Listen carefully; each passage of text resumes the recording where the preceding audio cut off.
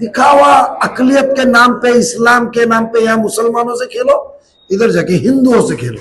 बस हो गया धर्म की राजनीति। 2009 में आपने बांध के लाई थी ना आवाज साहब को मुमरा में। आपको भी तो मैंने ही मना के उनको वोट देने को लाया था 2009 में, मगर आप लोगों ने मेरी बात माने और उनको चुन के दिए।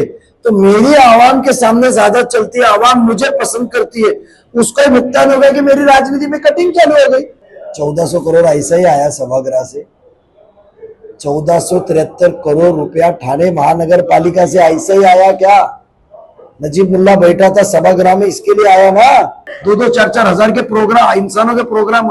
मुमरा में जरूरत उस चीज की है, हमको जरूरत हमारे कम्युनिटी सेंटर की है, हमारे को जरूरत वहां के बाहर लोग आते हैं अलग अलग विस्थापित जिनको गाले मिले नहीं है उसकी है, हमको जरूरत हाउसिंग फॉर हज हाउस की है। हज हाउस मिलने से मुमरा वाले को स्पेशल कोटा देने वाली है सेंट्रल गवर्नमेंट।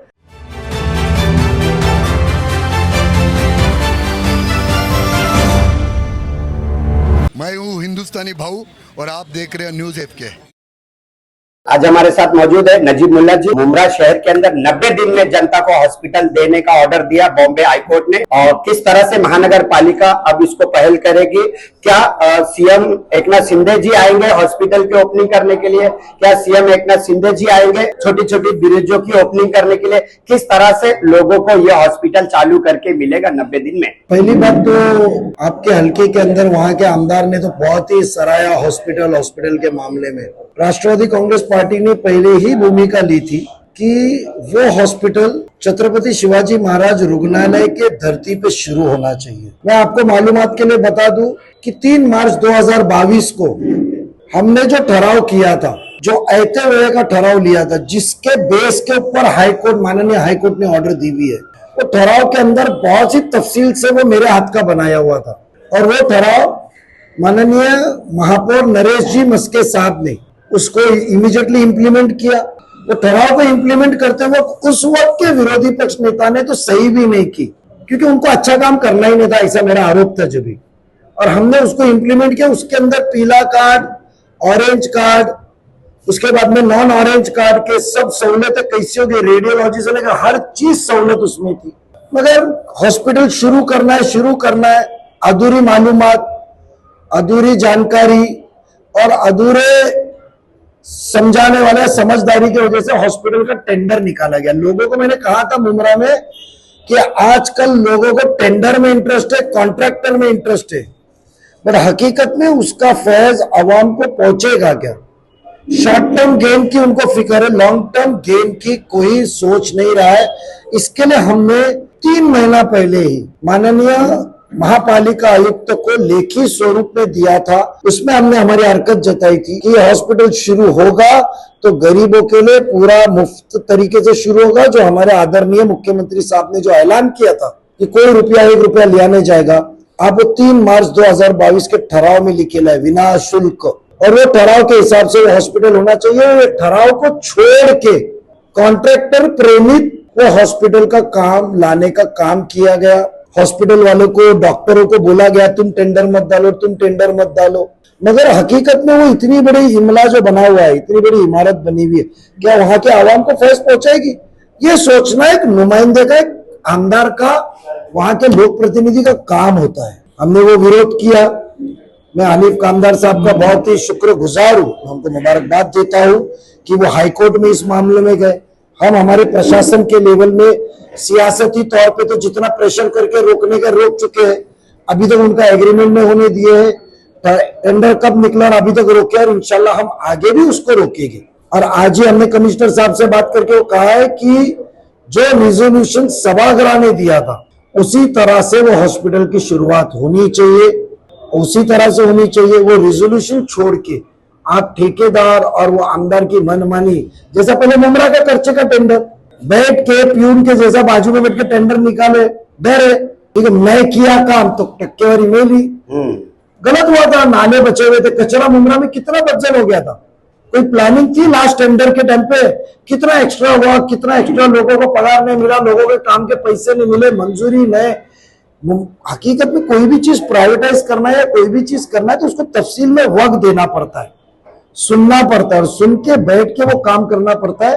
तो मैं हनीफ मकानदार साहब का शुक्रगुजार हूं कि बहुत अच्छे ऑर्डर लाइए।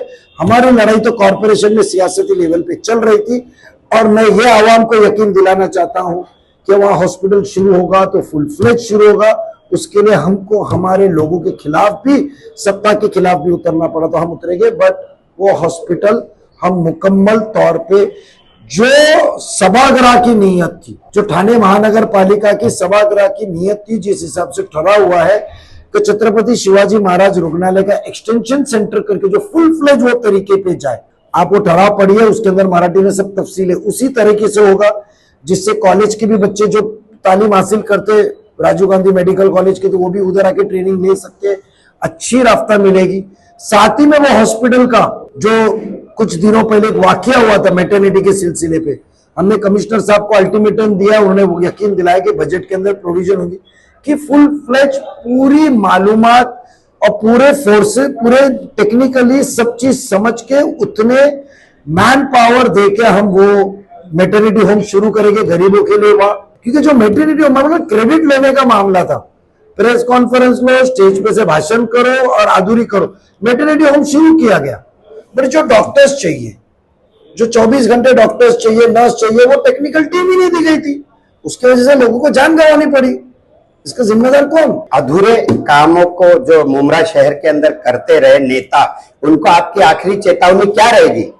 मैं चेतावनी देने वाला हूं कौन? ठीक है, मैं आवाम के सामने जाऊंगा और आवाम के सामने जाके मोहब्बत का पैगाम लेकर खिदमत करना है, खिदमत करूंगा और जितनी सलाहियत, ताकत, सूझबूझ ऊपर वाले ने दी है उससे आवाम का ज्यादा से ज्यादा मैं फायदा कराऊंगा। जनता जनार्दन है, इलेक्शन के टाइम पे उनको जो पसंद करना करेंगे। हम शर्तों के ऊपर आवाम के काम करते नहीं है, हम धर्म देख के, जात पात देख के आवाम के काम करते नहीं है। कोई उम्मीद लेके, दस्तक देके अपने दरवाजे पे आया, वो दोस्त हो, दुश्मन हो, वोट देने वाला हो, वोट नहीं देने वाला हो, वो मुखालिफत पार्टी का हो या साथी का हो, उनको देख के काम को काम की तरीके से हम करते हैं और मुमरा, कौसा में, कलवा में आने वाले दिनों में हम वही करेंगे। मुमरा की जनता बहुत खुश है, सील फाटा, कल्याण फाटा, उनको भी फ्री में इलाज होगा। लेकिन अब सवाल यही उठता है, 90 दिन का अल्टीमेट दिया है बॉम्बे हाईकोर्ट ने महानगर पालिका को। तो नजीबुल्ला जी, आपका कैरियर राजनीति का बहुत अच्छा चला अब तक, तो क्या लगता है पॉसिबिलिटी 90 दिन में? कैसा है कि जब तुम्हारी नीयत हो तो ऊपर वाला कामयाबी ऐसे ही देता, नीयत साफ है। मैं मुमरा में आके प्रेस कॉन्फ्रेंस लिया नहीं, आपको ये बाइट ऐसे ही 25-50 को जमा करके हॉस्पिटल के दरवाजे पे करता था, चलते फिरते हो, देखिए काम करने का, जब आवाम के बीच में आने का है, एक बार आके गए, जोर से आए और जोर से इंशाल्लाह आएगा और आवाम के बीच में ही रहेंगे। तो इंशाल्लाह मुझे पूरा यकीन है कि हॉस्पिटल तो जल्द से जल्द शुरू होगा, बट शुरू किस तरीके से होगा? सिर्फ उसको गवर्नमेंट के जितने 500-550 योजना है सिर्फ उसके लिए शुरू होगा या मुकम्मल तौर पे एक हेल्थ फैसिलिटी के तौर पे शुरू होगा? वो चीज का हमको देखना है। हॉस्पिटल तो शुरू करना है, तो हमने जो टेंडर अभी निकाला गया है, तो टेंडर के खिलाफ हम गए कि उसके अंदर सब सहूलियतें नहीं है, क्योंकि गवर्नमेंट की योजना के अंदर उसके अलावा भी बहुत से बीमारी होती है, हाइपरटेंशन होता है, बुखार होती है, खांसी होती है, फ्रैक्चर, एक्सीडेंट, बहुत से कुछ होते हैं। उस चीज का गवर्नमेंट हमको मुतमईन करे और जल्द से जल्द शुरू करे, तो फुल फ्लेज हॉस्पिटल फ्री में शुरू होगा और जल्द से जल्द शुरू होगा, ये हम आपको। कई वकीलों ने इसमें मेहनत की, हाई कोर्ट गए, पिटीशन दायर की, कई एनजीओ है, कई संस्थाएं थी और बहुत लोग मुमरा शहर के इसको आगे लेके गए, वरना इसी शहर के नेता झुटलाने में जरा भी पीछे नहीं हट रहे थे। क्या संदेश देंगे उनको आप? मैं तो पहले सब वकील, एनजीओज, उनका शुक्रगुजार हूं। जब वो हाई कोर्ट में गए थे, हमने हमारा दरबार जब नुमाइंदगी करके चुन के दिया है, तो म्युनिसिपल कॉर्पोरेशन और गवर्नमेंट में गए थे। रोना हमको आता नहीं है, मैंने पहले भी कहा, हम रोते सिर्फ ऊपर वाले के सामने, उठे सुटे रोने का, शिकायत करने का, एक्टिंग करने का वो अपने पास है नहीं। हमने कॉर्पोरेशन में हमारे तरीके से उसको डिले किए थे। उस दौरान में अल्लाह की मर्जी, बहुत खुशी की बात है कि कुछ लोग हाई कोर्ट में गए, हाई कोर्ट में लड़ रहे थे और उनकी सोच हमारी सोच एक ही हुई। हम ये दरबार में लड़ रहे, वो अलग दरबार में लड़े और उसकी वजह से कोर्ट का ऑर्डर आया, यानी हमको और ताकत मिली। तो मैं इसके लिए सभी वकीलों का शुक्रगुजार हूं। और नेता के अंदर हमारे कहना है कि आप किसी को फॉलो करते हो, मानते हो, तो आंख पे पट्टी बांध के मत करो। तो आग पे पट्टी 2009 में आपने बांध के लाई थी ना आवाज साहब को मुमरा में। आपको भी तो मैंने ही मना के उनको वोट देने को लाया था 2009 में, मगर आप लोगों ने मेरी बात माने और उनको चुन के दिए। तो मेरी आवाम के सामने ज्यादा चलती है, आवाम मुझे पसंद करती है, उसका ही भुगतान हो गया कि मेरी राजनीति में कटिंग चालू हो गई। तो आज हमारी पट्टी खुली ना। और कौन सा सियासत का बंदा है जो खड़े स्टेज पे से हजारों आवाम के बीच में कहता है मेरे से गलती हो गई। कहा ना मुमरा में जी, कहा ना कोकन बैंक के प्रोग्राम में जब हम आए थे कि मेरे से गलती हो गई, मैं माफी मांगता हूं। ऐसा है कि इलेक्शन हम भी लड़ते हैं, मेरे खिलाफ लड़ने वाला इलेक्शन का अगले साल वापस से इलेक्शन मेरे खिलाफ लड़ता है, बट 5 साल उसको डर खौफ नहीं रहता हूं। मेरे दरवाजे पे कभी भी आता है काम के लिए और वो नहीं आता है तो उसका कोई नुकसान नहीं कराते, उसके होटल घर ढाबे तोड़ते नहीं है। थाना के अंदर गरीब मध्यम वर्गीय तबका है, हर जात पात, वो मेहनत करके आगे आता है, अलग अलग काम करके, अलग अलग किस्म के काम करके। तुम्हारे को सराया में तुम्हारे को यस बॉस बोला नहीं तो उसको बर्बाद कर देने का, मुझे वो खत्म करना है, रंजिशें खत्म करना है। कलवा में एक बात, मुमरा में एक बात, जात पात खत्म करना है। जिसको वोट देना देंगे, काम करो और मोहब्बत से जाओ। आखिरी संदेश जनता को दीजिए इस हॉस्पिटल को लेके। इंशाल्लाह हॉस्पिटल जल्द से जल्द शुरू होगा। मैं फिर से आखिरी बार कामदार साहब का शुक्रगुजार हूं कि आप हाईकोर्ट गए, बहुत अच्छी ऑर्डर लाए, वो ऑर्डर को 100% इम्प्लीमेंट होगा। जल्दी चल हम उस मामले में हम कमिश्नर साहब से आज भी मिले, पहले भी मिले। हॉस्पिटल जल्द से जल्द 90 दिन के अंदर शुरू होगा। 90 दिन से एक्सटेंशन लेना रहेगा। हमारे लिए हॉस्पिटल 20 दिन या 90 दिन नहीं है, हमको मुकम्मल मेडिकल फैसिलिटी वाला हॉस्पिटल चाहिए। जो छत्रपति शिवाजी महाराज रुग्णालय के धरती पे जो सभागृह नियत की, वो हॉस्पिटल हम जल्द से जल्द शुरू करेंगे। उसके लिए हम पहले से कोशिश कर रहे हैं, हम उतरेंगे और हम आगे भी उतरेंगे। आपके कार्यकर्ता मुमरा शहर के अंदर ट्विंस का विरोध कर रहे हैं, 2 व्हीलर का, 4 व्हीलर का क्यों नहीं कर रहे हैं, उसके ऊपर आप खुलासा कीजिए। इस मामले में ट्रैफिक का जो ट्विंस उठाई जाती है गाड़ियां, 4 व्हीलर क्यों नहीं उठा पाते हैं, 2 व्हीलर गरीब लोग शिकार क्यों बन रहे मुमरा में? आज ही मेरी युवक कांग्रेस की टीम सीनियर पीआई ट्रैफिक से मुलाकात करके आई है। ट्रैफिक ने हमको एक बताया है, आश्वासन दिया है कि हम जो डबल पार्किंग है, एक गाड़ी के पीछे दूसरी गाड़ी पकड़ेंगे, हम सिर्फ उसकी कार्रवाई करेंगे, सिंगल गाड़ी की करेंगे नहीं। हमने उसके निजामत के लिए उनसे एक एक्शन प्लान मांगा है और हमने वहां के नौजवानों को कहा है कि आप एक पार्किंग के सिलसिले में एक एक्शन प्लान बनाइए, P1 P2 के जरिए में या अलग अलग जरिए में, जिधर पार्किंग कॉर्पोरेशन से की जाए और वो पार्किंग के अलावा कोई गाड़ी पार्किंग करता है तो आप टो कीजिए, उसका नोटिफिकेशन निकाले। तो आज ये हमारा मेमोरेंडम सीनियर पीआई ट्रैफिक को मुमरा में हम देके आए हुए हैं और सरफराज काजी और जज्बी और उसकी जो पूरी युवक की टीम थी, आज वो मुलाकात करके आए। उन्होंने मुझे इल्म दिया था उसका और मेरे ख्याल से 2 दिन के अंदर हम लोग डीसीपी के पास मुमरा के ट्रैफिक और उस सिलसिले में हम मीटिंग कर रहे हैं। 30 साल के अंदर आपने देखा आए गए मेहमान नवाजी हर कुछ हुआ आपके साथ में 30 साल के अंदर, लेकिन पार्किंग जोन के लिए नजीब मुल्ला ने कभी बात नहीं की। 1400 करोड़ ऐसा ही आया सभागृह से, 1473 करोड़ रुपया ठाणे महानगर पालिका से ऐसा ही आया क्या? नजीब मुल्ला बैठा था सभागृह में, इसके लिए आया ना। हनुमान जगदाले बैठे थे, इसके लिए आया था ना। सभागृह के मिनट्स और भाषण निकाल के रखो, बाद में बैठे हो तो मराठी भी पढ़ते नहीं आती है, तो उनसे तो मैं उम्मीद नहीं करूंगा, बट जाके चेक कीजिए। और जो आप बात कर रहे, तो मैंने क्या कहा आपको कि एक मक्तेदारी बनी थी, घुटन हो रही थी। अजीत दादा ने फैसला लेके हमको आजाद किया कि प्लानिंग होनी चाहिए, सिर्फ अनाउंसमेंट नहीं होनी चाहिए। हमने खुल के विरोध किया। हमारे को जरूरत हज हाउस की नहीं है, हमको जरूरत खुले मैदान की है। हमको जरूरत हज हाउस की नहीं है, हमको शादी हॉल की जरूरत है। जो मोनोपोली चल रही है शादियों के हॉल की, तो गोर गरीब जायका का आप भिवंडी में जाइए, 4 हॉल बने शादी के, 2 हॉल मराठी भाइयों को, 2 मुस्लिम भाइयों को, नहीं वेज नॉनवेज का प्रॉब्लम ना हो जाए। कितने सस्ते में देते, 2-2, 4-4 हजार के प्रोग्राम, इंसानों के प्रोग्राम। मुमरा में जरूरत उस चीज की है, हमको जरूरत हमारे कम्युनिटी सेंटर की है। हमारे को जरूरत वहां के बाहर लोग आते हैं अलग अलग विस्थापित जिनको गाले मिले नहीं है उसकी है। हमको जरूरत हाउसिंग फॉर हज हाउस की है।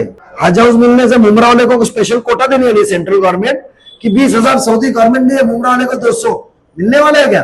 दिखावा अकलियत के नाम पे, इस्लाम के नाम पे। यहाँ मुसलमानों से खेलो, इधर जाके हिंदुओं से खेलो।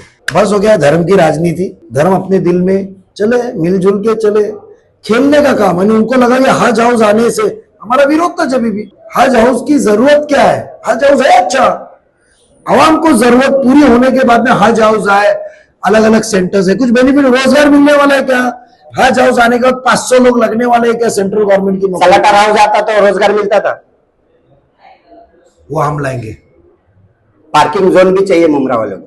मुमरा वाले को पार्किंग जोन चाहिए। देखो ऐसा है कि मुमरा में चाहिए जब तक उसके अंदर आवाम का साथ नहीं मिला। कैसा साथ चाहिए? हम पार्किंग प्लाजा देते आपको जी, मगर आपको पार्किंग प्लाजा मुमरा के अंदर आप देखेंगे तो मित्तल ग्राउंड से लेकर कौसा मस्जिद तक का जो कंजेस्टेड एरिया है उसके अंदर दोनों तरीके से 1-1 किलोमीटर अंदर जाएंगे, 1.5-2 किलोमीटर आप लंबा तो पार्किंग को जगह। संजीव जायसवाल ने तो तोड़ दिया था ना बिना नोटिस दिए, पूरा का पूरा खरबों लोगों का नुकसान किया था। आप सुनो मेरी बात, तो कहाँ गए थे नेता?